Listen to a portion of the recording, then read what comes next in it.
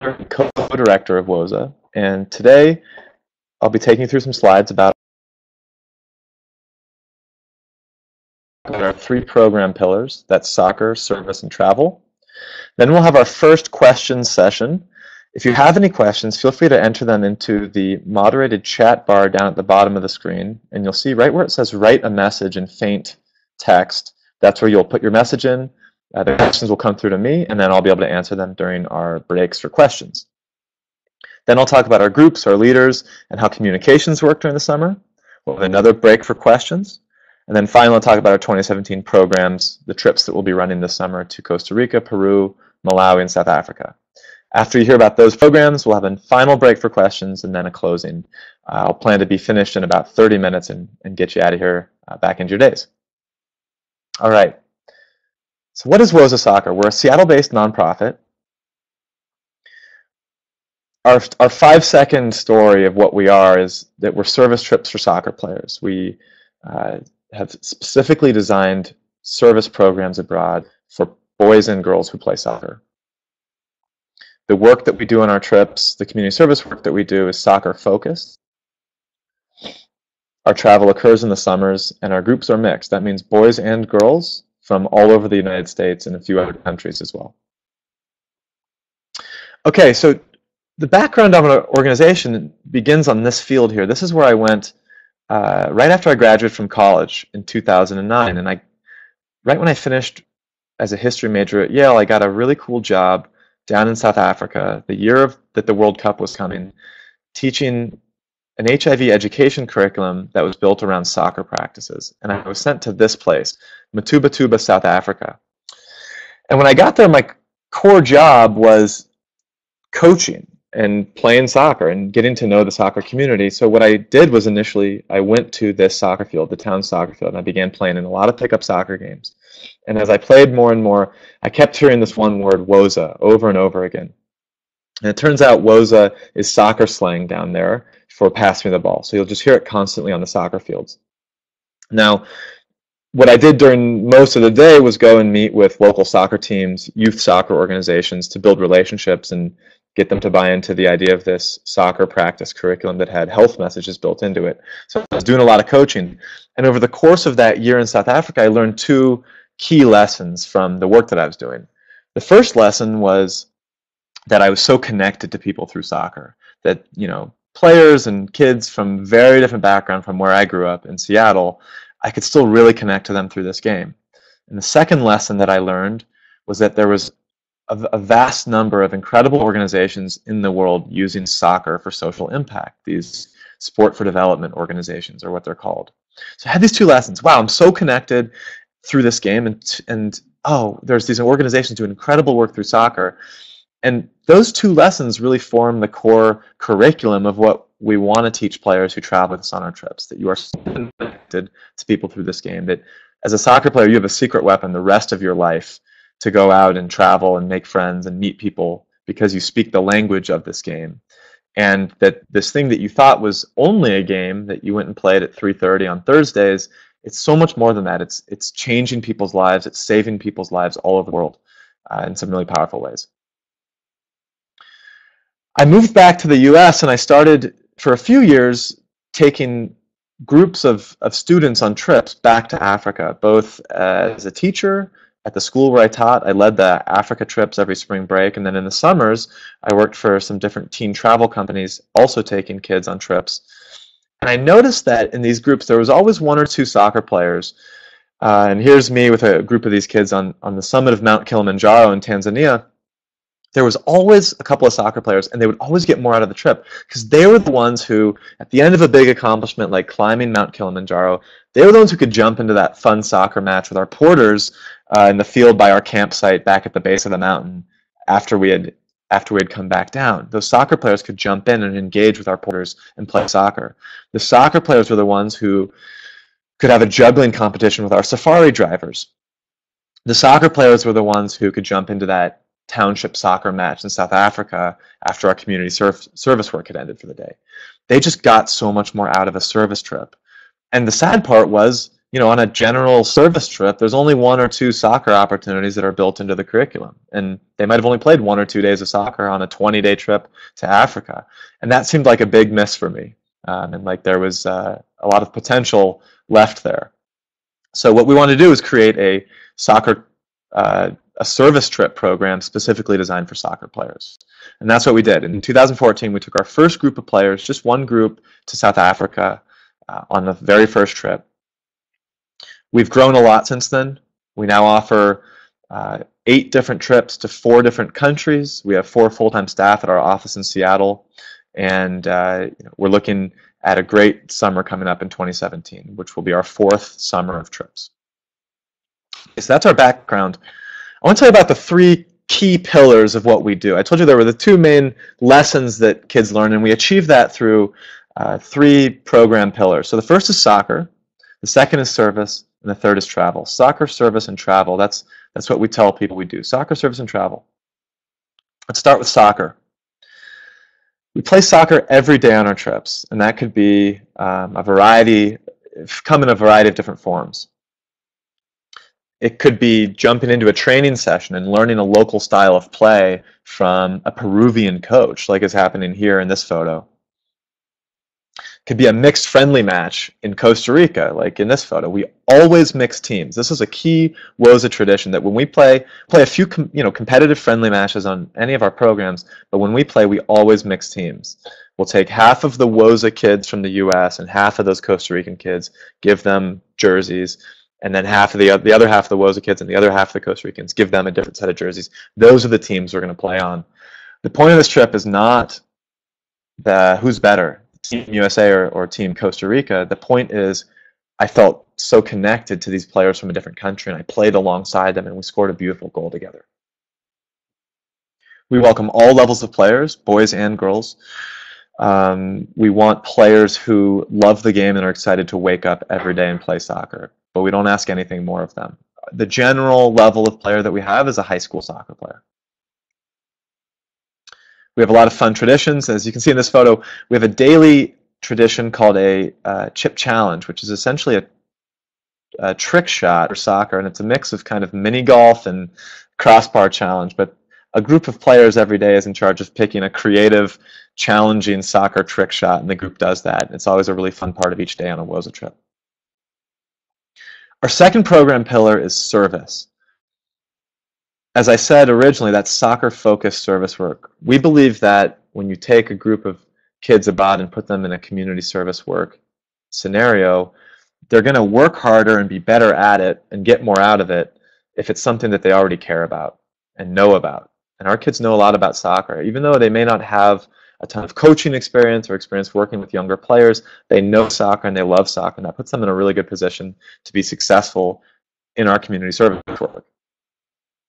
We work with really inspiring local partners, and we build our itineraries around the work that they do. Here's our partner Roberto and 2 of our leaders in Costa Rica. We look for people who are doing something inspiring through the game. So Roberto is a professional soccer player in the community that we go to in Costa Rica. He also cares deeply about putting on soccer clinics and bringing organized soccer to rural places around the town that he lives in Costa Rica and the team that he plays for. So we look for people like that who are empowering girls through soccer, who are leading health initiatives through soccer, who are pulling kids out of poverty through soccer. We find those people and we build our itineraries around their work, and we, for community service, immerse our players in their work. We coach youth players. That's our core sort of service experience, is going to be working with the youth players associated with the partners that we've built our trips around, putting on soccer clinics, putting on soccer camps in parts of the world that don't have organized soccer. We also really build in opportunities for leadership to extend well beyond the confines of a 2 or a 3 or a 4-week trip to Africa or Central or South America. We really want to give our players the opportunity to stay involved with our organization and the partners that they met through their trips with Woza. That happens because every player on every Woza trip will come off of their trip having identified a project in the country that they travel to, and will have made some commitment to continue working on that project. And they're very welcome to keep doing that work after they've gotten home. It could be a soccer gear drive in their community. It could be a uh, fundraising drive for a project they identified or an awareness event. So that's all really cool stuff that the kids can stay involved with. For a small handful of our alumni, we offer them the opportunity to be involved in our student leadership board, which is a group of alumni who help us make organizational decisions, everything from the design of our jerseys to new countries we might want to go to helping us understand the changing world of social media and how to reach players through social media. So they're a great group of leaders who help us with the work that we do with our partners and with our organization as a nonprofit. A really cool opportunity for players to stay involved with Woza. And then the third pillar of what we do is travel. We want our players to explore the beautiful places that we go. So we're going to these incredible destinations and we want to explore them and engage with them. We're going to build sightseeing, food, history, language, and culture experiences into every single one of our itineraries. That could be a safari in Africa. It could be a local meal on the boardwalk next to the coast and the ocean in Costa Rica. It could be learning about the history of South Africa and standing in Nelson Mandela's jail cell or practicing their Spanish. We build these travel opportunities into every one of our itineraries. That's very important to us. Okay, we've reached our first questions section. Go ahead and put through any questions that you might have, and I'll wait one moment here for those questions to come through.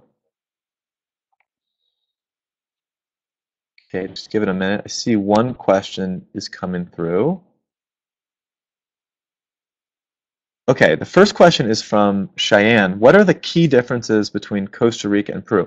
Okay, well, I'll get to our programs in a moment, about 10 minutes from now in the presentation. But I'm happy to tell you that, overall, those two trips are the ones that look sort of the most similar in some ways because they're both Spanish language destinations. Our Costa Rica trip is 12 days, the Peru trip is 18 days, so they have a difference in length. But they do have some other key differences. In Costa Rica, we stay in one place for the majority of the trip. In Peru, we do a bit more of a tour, beginning in one city and then ending in the Sacred Valley.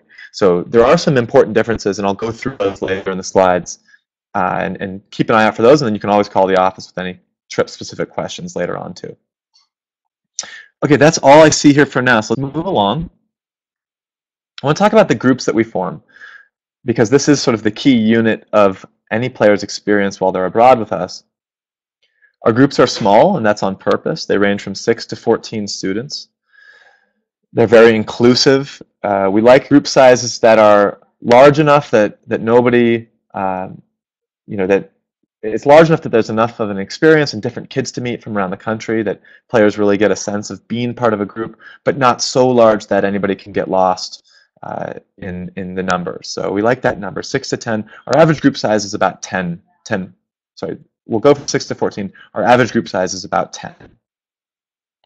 There's boys and girls from many different states and countries. We have both coasts and many places in between. We also have a few other countries, Mexico, Canada. We had a South African girl on our South Africa trip. That was really cool. Our leaders are really what makes all of this happen in such a successful way. They're far more than just guides or trip chaperones. They are leaders, they are role models in the truest senses of those words. There's one male and one female leader with every single one of our groups. That's a leading partnership that begins well before the summer. We introduce them to each other. They get to know each other if they don't already know each other from leading previous summers at Woza. They then attend a 10-day leader training where they continue to build their relationship and get to know each other and get to know the Woza program before the summer. And then they work together all summer, that leader pair, to deliver our trips and to guide these experiences. We have an extensive hiring and training process for these leaders. This year we had over 70 applications for about 3 spots because we had several returning leaders as well.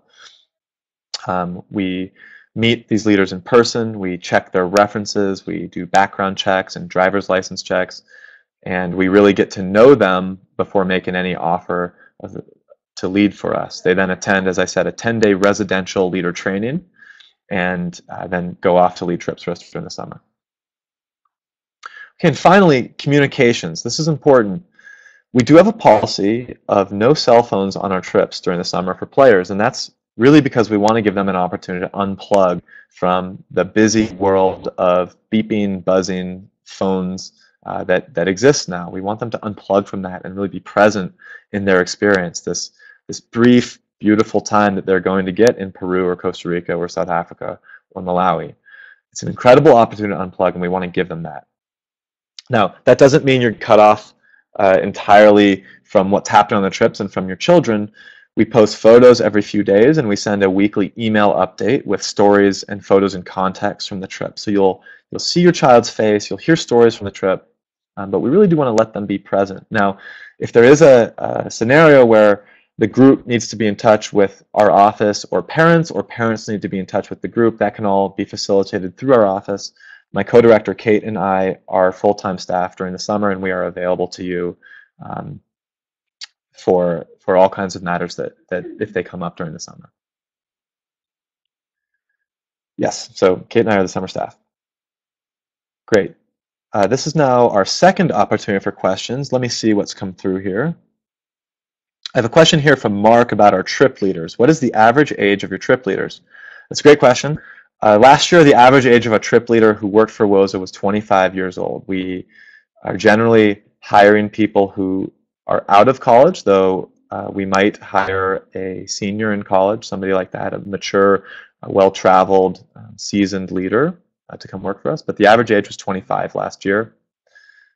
Generally, our leaders, to give you a little bit more of their background, they're often people who are teachers or coaches, the type of people who have a summer available to spend with us, because it is a commitment that they make to the entire summer that they're doing the whole time. Okay, moving along, our 2017 programs. These are the programs and trips that we'll be offering this year. They range from 12 to 28 days in length, and we have options available for 8th graders through college sophomores. So we have a wide range of ages that can join us, and we do bracket those so that it's a similar experience, for 8th through 11th graders on Costa Rica, or for high schoolers in Peru or Malawi. Our South Africa trip is of 17 to 21-year-olds. So there are different opportunities and different options for different ages of players to join us. We have multiple different departures from late June through mid-July, and so it should accommodate even a busy soccer player's schedule throughout the summer. The first trip that we're offering this year is Costa Rica. It is 12 days long, and it's for 8th to 11th graders. So we have multiple departures of this. There's 3 different departures throughout the summer. This is what works best often busy soccer players who may not have 3 weeks or 4 weeks to give to a program like this, but still want that Woza experience. We're based out of a town called Punta Arenas on the Pacific coast. Earlier you saw the photo of Roberto, our main partner in Costa Rica. He's this incredible player for Punta Arenas FC, the local 2nd Division pro soccer team. And they're an incredible team that has a major part of their team's mission is giving back to the local community. So you become a member of Punta Arenas FC's soccer school. You're going to coach in the soccer school, coach the youth players, many of whom come from underserved backgrounds. We'll go zip lining, we'll visit the rainforest, we'll go to the beaches, we'll spend at Manuel Antonio National Park, one of the best beaches on the Pacific coast. So the kids will get a sense of that Costa Rican pura vida culture, and also be immersed in the work of a really cool professional soccer team and community that loves that team. The beach here that you see is actually the beachfront in Punta Arenas, which is this peninsula that juts out into the Pacific Ocean. Okay, our second program is Peru. You can see these guys here on one of our trips in beautiful garb, sort of local traditional garb. So Peru is 18 days long. It's available for 9th to 12th graders. Again, that's current 9th to current 12th graders. The trip begins in Arequipa, which is the second largest city in Peru, but much smaller than Lima and much more manageable inside, where we work with a soccer club called Melgar FC. They were the champions of Peru 2 years ago, so it's very cool to be working with them. We plug in with their soccer academy for a few days to just get the rust off and get playing soccer again before we head up to altitude. Then we go up to the Sacred Valley of the Incas, which is this beautiful valley that connects Cusco to Machu Picchu, and there's all these beautiful communities in between those two major sites that you may have heard of before, and where we'll spend time at both of those places and the communities in between. We're going to spend time in rural communities putting on soccer camps and soccer clinics. And that's the sort of core service experience of this trip, up in the mountains, putting on soccer camps for rural Peruvian soccer players. A very, very cool trip that we've run for a few years now and is popular. We'll go hiking, we'll spend time in Cusco, this very traditional, beautiful city, and then we'll hike up to Machu Picchu at the end of the trip to see this ancient city of the Incas. Our third trip is Malawi. This is our new destination this year. It's an incredible country. Its nickname is the warm heart of Africa for good reason. It's because the people are so kind there. It's a country that a lot of people don't know a ton about, and that you may not know a lot about. It's a beautiful country, very small, very tranquil in southeastern Africa. It borders Tanzania, Zambia, and Mozambique, and it's just sort of up to the northeast of South Africa. A small country with a huge lake called Lake Malawi that we'll visit on the trip. It's 18 days long for this trip, again, for current 9th to 12th graders. So Malawi and Peru are sort of that same level of trip, 18 days for high schoolers. The core experience of Malawi is to become a member of Chigoli Soccer Academy. This is a very inspiring soccer academy in Malawi whose mission is to take kids living in poverty who show academic and athletic potential, put them in private school education and give them elite soccer training in the capital of the country, in Lilongwe, where Chigoli is based. And then over the course of several years of instruction, both in soccer and academics, really open up pathways out of poverty for these student athletes. It's a really, really cool program. The experience is going to be coaching the younger players, helping with the character development and homework and education sessions for the youngest players in the academy, and then training with the older players because they have sort of U11 up through U17. So we'll coach and work with the younger players and then train and play with the older players. We'll also go out to Lake Malawi, this sort of beach-lined, beautiful lake where we'll be on a hotel right on the lake. We'll go on safari in one of the beautiful national wildlife reserves, one of the best ones in Africa. And that'll be a really great cherry on top of the end of the trip on these excursions that we'll take. Okay, our final program is our South Africa leadership course. This trip is 28 days long, and it's for students aged 17 to 21. This is an immersive experience and a much more intense leadership opportunity for the players who will sign up for this trip. South Africa is our oldest trip. It's been the trip we've run every single year, and it's been reimagined this year as this immersive leadership course. The trip begins in Cape Town, where the players will learn about the field of sport for development. They'll be educated in this from both the leaders that we've hired for this trip, experts in the field of sport for development, as well as the speakers and different programs they'll go around Cape Town visiting in the first 2 weeks of the trip. With a bit of a background in sport for development, the group will then head to Zululand, which is a rural region of South Africa in the northeastern part of the country. It's where Matuba is, the town that I was sent right after college, and where I have many soccer connections. They'll go to Zululand and they'll actually implement a sport for development project of their own. So they'll learn about this field in Cape Town for 2 weeks, and then they'll have 2 weeks to implement a project of their own with our partners in a rural part of the country. We'll go hike Table Mountain, they'll go on safari, they'll stand in Nelson Mandela's jail cell, they'll explore markets.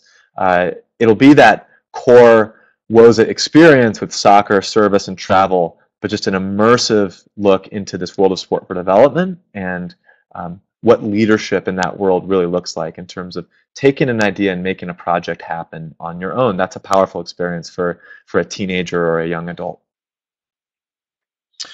All right, we've reached our final question section. I just want to see if anybody has any further questions here. Okay, Mark, again from Mark, a great question about, he said, how do the players actually fly to countries? How do they get there? So for all of our programs, except Costa Rica, there's a group flight out of JFK. For Costa Rica, there's enough connections right into Costa Rica, and it's a very small airport there, San Jose, that we have families book their flights directly into Costa Rica for the players. And that's for ease. It's just easier for families to do it that way, we've found. And then our leaders are there in the airport right when the players come out of customs. The leaders are there with a Woza banner, with Woza jerseys on. There's nowhere else the kids can go. So it's very easy to find the leaders in Costa Rica. For all of our other programs, the leaders are at the airport at JFK. We give families a time to arrive there at Terminal 4, wherever it is. And the families show up, drop the players off, and then they fly with the leaders all together down to a destination, so Malawi, South Africa, or Peru, out of JFK. and we book that group flight. I do want to add that the tuition prices that we have on our website, that does not include airfare, and we are in the process of booking the group flights now, but we've kind of quoted the average airfare prices of what it's been in the past so that families can see what the total cost of the program will be in terms of the tuition and the airfare. Once you get to the country, there's no other expenses for the players. The tuition that they paid covers everything they'll need: transportation, food, and lodging. They might just need a little bit of money for buying a soccer jersey or a gift to bring back home. Okay. So with that, I'll just kind of wrap everything up in terms of, what is this overall experience? What does it look and feel like? And just leave you with a few images of that as you think about whether this might be a good fit for your child, and for your family's goals for your children. So the Woza experience is great players, kids who love the game in a small, inclusive group, traveling through a country that loves soccer and playing soccer every single day while they're there, being led by committed trip leaders who have been handpicked and trained to be the best that they could possibly be, working every day with inspiring local partners that are changing lives through soccer, to teach our kids that that thing they play is so much more than just a game, that game of soccer is so much bigger than that. And finally, creating lasting impact for our partners and the kids and people that they'll meet abroad, as well as deep cross-cultural connections that our players will benefit from, we hope, for the rest of their lives, that will ripple. We want this to be an experience that ripples throughout the rest of their lives. So if that sounds like something you're interested, here are some next steps for moving forward. We have an online application available at wozasoccer.com. It's the big orange button in the top right corner of the website that says apply. So you apply online. It's a very short application, about 10 minutes long, and you pay a $795 application deposit, and then that will reserve a spot on your trip, and you can fill out the rest of the paperwork after that. We have trip-specific experts in our office. So when you go to our website, you'll see each trip under programs is broken down basically in a day-by-day itinerary. So you can see what each trip really is. And again, if you want to see the differences between Costa Rica and Peru or any other sort of trip-specific details, you'll see that on our website with more photos about every trip and a full itinerary. We also have trip-specific experts in our office who are happy to tell you anything you'd like to know. We have people in our office who have been to all of these countries, both leading them and scouting the trips.